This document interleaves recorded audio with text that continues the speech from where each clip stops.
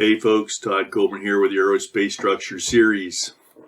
This lecture continues our composite series, and we're going to focus this time on buckling and vibration of composite laminate plates.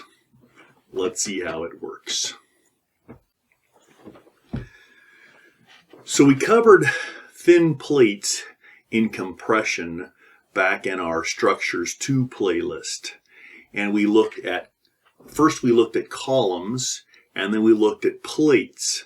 Now, a column, if the thing that makes a plate rather than a column is edge supports. If we only have end supports, then it buckles like a column in one direction, about one axis, as we see in this first little picture. But if we have one or more side edge constraints, that turns it into a plate, and now it buckles differently because not only we have the constraint of the ends, but we also have the constraint of one or both sides, and that drives us into plate action. This second picture here shows simply supported on three sides with one free edge, and the last picture here shows simply supports on all edges. It can also be any of these can be clamped edges, so that's what makes the difference between a column and a plate for any kind of material. We also saw back in our Structures 2 playlist that nearly any load can buckle a panel except for tension. So compression on the panel can do it, either unidirectional or bidirectional. Shear can buckle it, and so can bending. For these composite plates we're going to look at today, we're going to focus only on the compression case, and then we're going to look at vibration.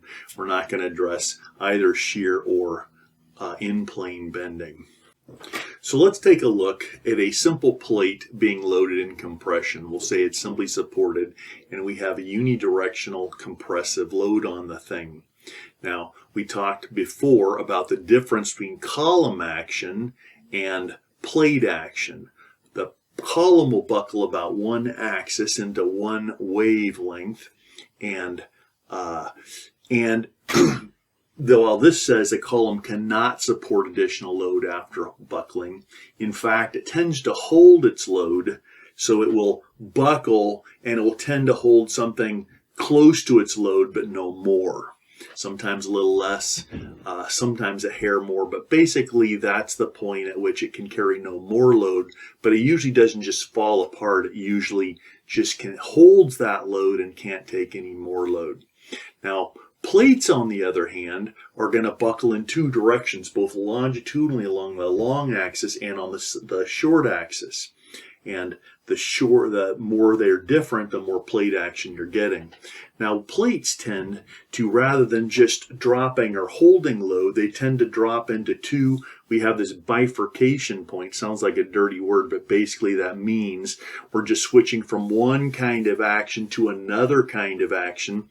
And while a column will tend to either drop load or just hold load, a plate will tend to change from one load deflection behavior to another, as pointed out by Jones. So this is how, and if we have a perfectly flat plate with no imperfections, we're going to expect to see a nice sharp change in behavior at that bifurcation point. But if we have defects, Jones points out that will tend to soften the knee, causing earlier failure and causing it to kind of drag with a different effect for longer. The more imperfection, the earlier that onset to that knee can be, and the less sharp that will be, which is of some analytical use for us. If we think back about how we derived the equations, we actually looked at a rigid pin kind of thing with an imaginary spring when we first developed our column buckling equations, and then we went to the more practical and mathematic solution where we write the differential equation for a beam in bending under axial load, imposed our boundary constraints, and came out with a solution. We solved that to come up with our buckling equation. Two different ways came up with the same buckling equation. And this was our equation for the deflection of a beam, where W is deflection in this case, related to our moment. And if we have a thin plate, meaning we have edge supports, then we get two moments, one longitudinally and one side to side. Our stiffness D is what controls the flexural rigidity, and we already talked about how we can replace that dB equals EI, and it can be shown that the solution to this can be written as a polynomial like this. Now, this is one of the ways that we can derive this. Other folks have done this. We talked about this in our Structures 2 playlist when we looked at flat plates and compression and shear and bending, and used some of the solutions that other folks had came up with to come up with a rather simple approach to use that K factor. Let's review quickly how that works for columns. We talked about when we have a column, it's called Euler buckling if we're simply supports, and Euler buckling if it's not, since it's not Euler. It's influenced by the stiffness, the bending stiffness, and we wrote it as this simple equation where it's basically the Euler equation with this K factor. And this K accounts for the loading and constraining effects of that column. Once again, we just have end constraints. Now that's a little bit of a loose terminology because you can see a couple of these have intermediate supports, but all these intermediate supports are doing is driving this column into a higher and higher mode. So this basic column buckling equation can work, and what we did, the reason this still is considered a column, is because we were able to characterize the individual, that longer element with intermediate supports is just a shorter element with Euler kind of end support. So we can write our critical buckling allowable and our margin of safety. Now we can still do this. We talked about this before, how we can use this form of the equation to approximate the behavior of any column, including sandwich and composite laminates. All we have to do is calculate our D for the matrix, plug in, replace the EI with the dB, and we can use this equation. We can actually tweak some of our flat plate equations as well. We're actually not going to do that. What we're going to do is follow Jones in developing a few, and others have done this too, developing a few simple equations to better our numbers a little bit more than we have from our isotropic plates. So once again, if we have a plate loaded in compression, you can see here this particular plate has simple supports on all four edges. Our long dimension we're going to call A, and our short dimension we're going to call T, and we also have our thickness. If this is and we're going to develop buckling equations only for a couple cases of few specific laminates. This is the reason I suggested replacing EI with dB, because that allows us to actually approximate anything with the limitations of that approach. Of course, we're going to start to see here, even for these simple cases that we have, how that those numbers tend to differ because of that edge constraint. So if we have a specially orthotropic plate with simply supported edges on all edges, we know that our we're going to have no shear extension coupling, which means those A16 and 26 terms are 0. There's going to be no extension bending coupling, which means our B matrix is completely 0, and no bending twist coupling, so a couple of the terms from the D matrix are also 0. When these items are true, then we can use we know that there's no coupling between these matrices, and if we were to solve the differential equations for this, we could come up with a critical buckling load of this form. So once again, this is for simply supported special orthotropic plates. Special orthotropic means it's an orthotropic plate, and we're calculating the buckling load aligned with one of the two principal directions. So we put pi squared here. We got our, all we do is we look at our D matrix and we pull terms out of the D matrix, the 1, 1, the 1, 2, and the 2, 2 terms. Plug into this equation, and we can estimate the critical buckling load for that panel. Of course, this is very limiting case. Let's look at a couple others. Once again, this is simply supported on all four edges.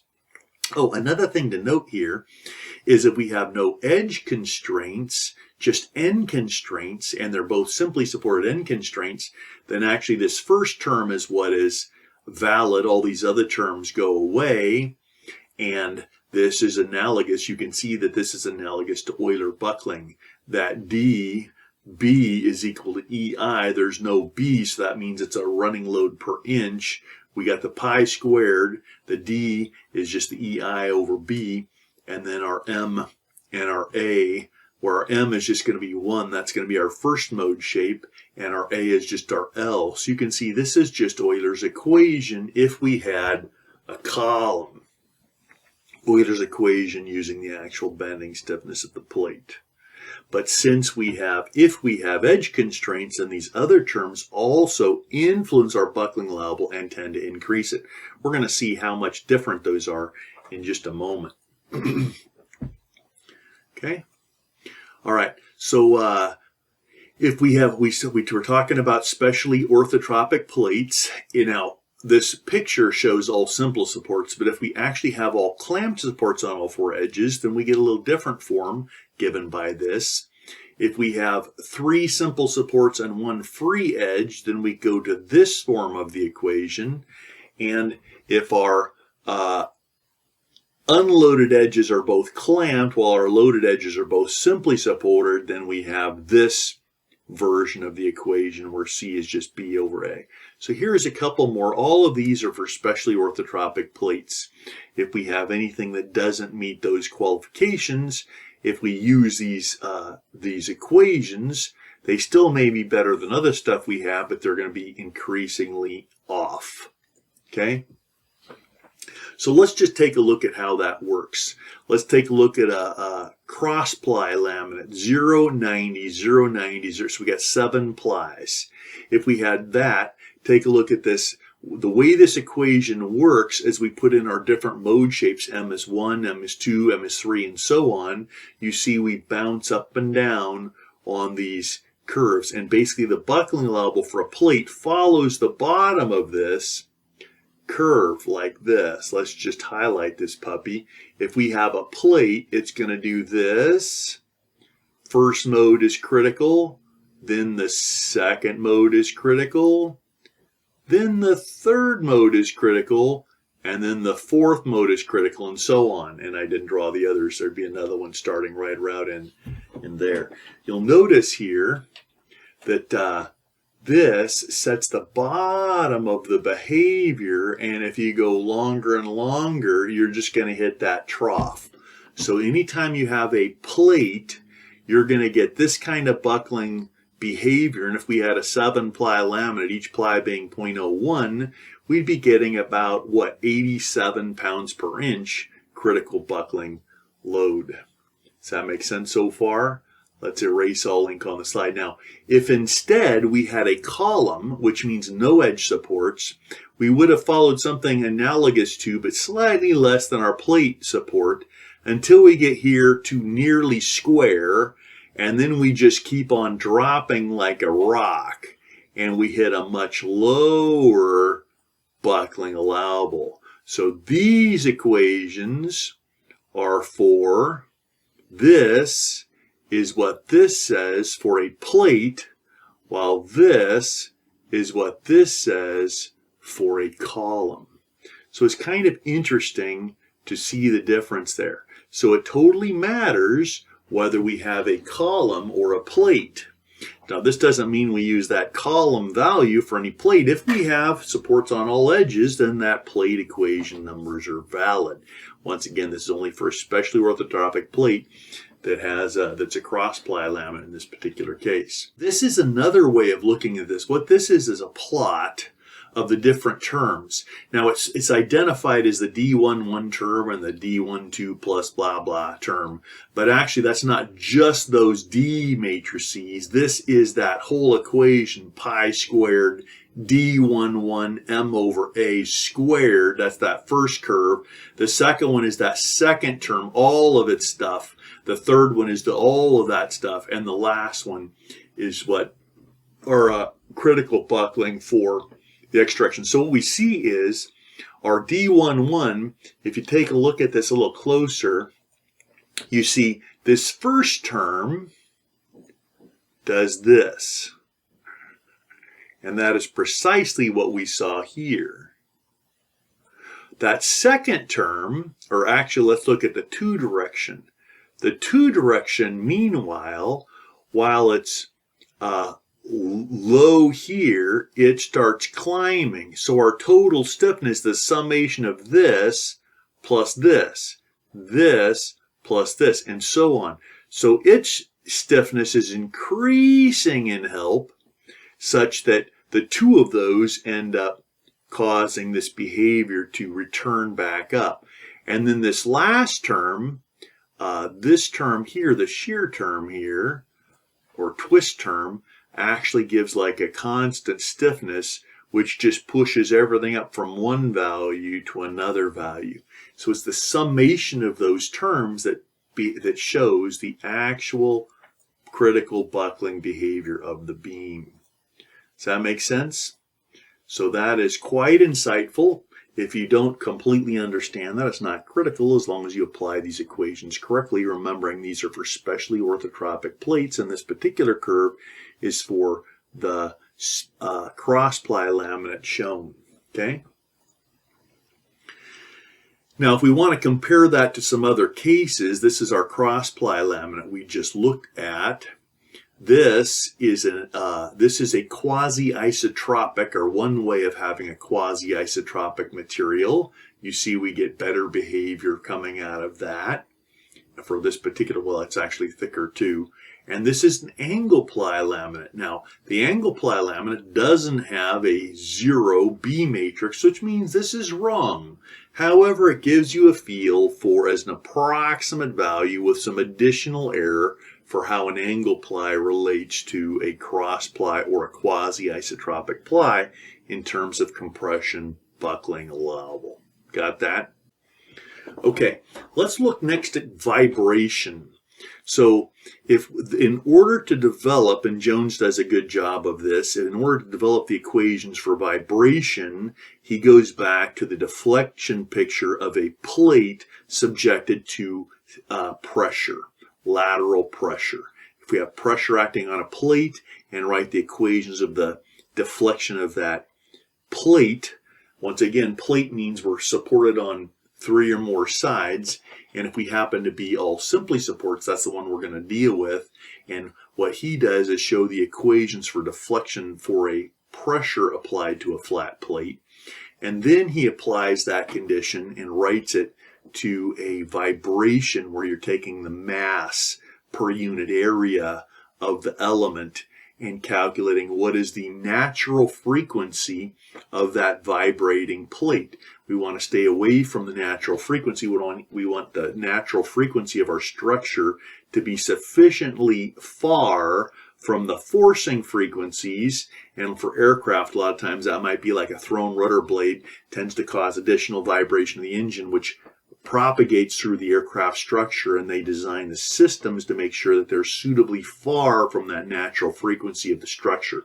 If the natural frequency of the structure is too close to that forcing frequency, they will stiffen it up so that it gets away from that, so you don't get a resonance, which can cause quick and catastrophic failures. So Jones lays this out. If you want to see the derivation of that, I recommend his book. He derives this equation here, where basically, once again, we're talking about specially orthotropic plates, which means an orthotropic plate where we're aligned with where the dimensions of the plate are along the principal orientations of the element, which is generally true. We've got M and N, which means it's going to allow us to do our mode shades in both directions, but these are going to be the lowest when both of these M and N happen to be 1. So we can use that. So we're going to plug in 1 for M and N. We're going to plug in our values of our D matrix. The tricky part here is this density. So the density tends to screw folks up, especially in US units. The A is the length of the long panel, B is the width of the panel, or the shorter dimension, and this rho is actually a mass per unit area. Now this can throw you because a lot of times what we're going to get is either a specific gravity of a composite, or we're going to get a density, but usually it's a pounds per cubic inch, which actually, if that's what it weighs, pounds per cubic inch, that means it's a pound mass per cubic inch, which means we have to convert it to our proper units. So let's say we get our density provided in pound mass per cubic inch. What we're going to do first and multiply by our thickness. So if we had that 7-ply laminate, we multiply by 7 times the thickness of the ply. So whatever the total thickness of the laminate is, we're going to multiply that. That gives us a pound mass per square inch. And then we need to convert it to proper units. So we're going to divide that by this quantity here, which gets us pounds for second squared per inch cubed. Insert that up above, and then our units will come out, and our equation will be correct. Now, once again, also this natural frequency, don't forget to take the square root of this puppy, but this natural frequency we're going to get out of this equation is radians per second. And which is fine, but typically we're going to want to report that in terms of hertz, which means you're going to divide by 2 pi in order to get hertz out of that.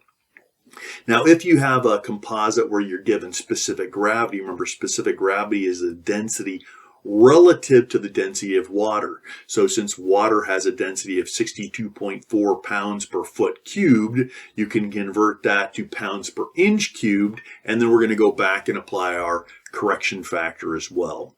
Okay, that gives us, so we're going to multiply it by the thickness, and then apply our conversion factor. And once again, this is just reminding us the terms that we're going to plug in for our D11, D22, D12, and D66, which are all units of inch pounds. Got that so far? Let's see how this plays out. So this is our equation. If we have a cross-ply laminate, a 7-ply cross-ply laminate, where each one's a 1 thick, that's going to give us, this is showing the natural frequency is a function of the L over B ratio, which is the A over B ratio, the length of the panel over its width, or the A, the long dimension over the short dimension. You'll notice after about 3, L over B of 3, you basically are down to nearly your minimum value of roughly 78 hertz. If you have a smaller panel or a shorter panel, then you can tend to get a higher number. If we want to look at that versus some other layups, this is that cross-ply laminate we just saw. We can see that against, say, a quasi-isotropic, which actually ends up having additional plies, 10 plies. Let's see, I think this is 8 plies, right? 1, 2, 3, 4, 5, 6, 7, 8 plies. So it's a little thicker, which means we're getting a little higher natural frequency. It also is going to have a little better bending response, slightly better than the other one. And then this is a angle ply laminate. Once again, our B matrix is not 0, so this is additionally an error. However, it's a rough approximation for comparison purposes. If we were to go ahead and construct our laminate out of, say, an isotropic material, so we can kind of see how this behaves. And we've got this quasi-isotropic, which means it is isotropic because each layer is isotropic, so it doesn't matter how we lay those up. Then this is how that relates. You'll notice this has not hugely different numbers, but actually it's going to relate back to other simplified method for isotropic materials to show that our equations are looking about correct. So that's how you can approximate the natural frequency of plates for especially orthotropic composites. Once again, you can use this as a rough guide for non-especially orthotropic, with increasing error the further you get away from that particular configuration. So that's how it works. That's make sure you study this and can apply these equations, calculating the compression allowable for our conditions here, or calculating natural frequencies. Hope you enjoyed the video. If you did, subscribe. Feel free to leave comments. I'll do my best to respond. Enjoy.